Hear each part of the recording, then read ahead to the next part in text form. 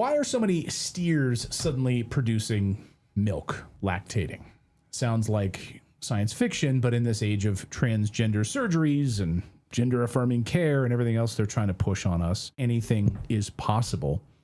Here's the headline. Molly Engelhardt is the reporter. When a steer produces milk, farmers should pay attention. Nearly 1 in 5 steers in a large commercial study was lactating thanks to hormonal growth hormones and implants. What the hell is happening here? Molly Engelhardt is a regenerative farmer, founder of Sovereignty Ranch in Texas, and the author of this piece. I'm labeling her a journalist for bringing this all to our attention. Molly, great to see you. Thank you so much for being here.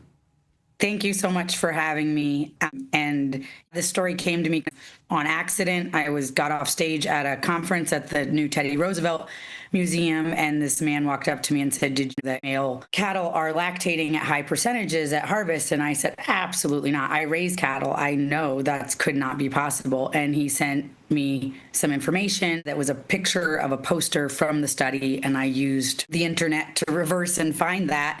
And then there was a 2025 study and an earlier study in 2024, and the rate of lactating cattle is actually gone up between those two studies.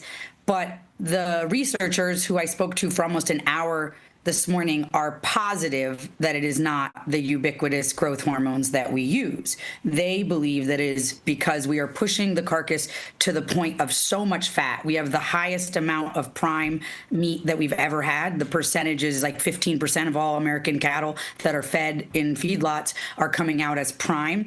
And we have like double the select that we used to have. And so he believes that it's the cattle are just so fat that the fat itself is becoming an endocrine creating or estrogen creating organ that then is telling the pituitary gland and having a whole cascade effect. I said, I think that's an interesting hypothesis.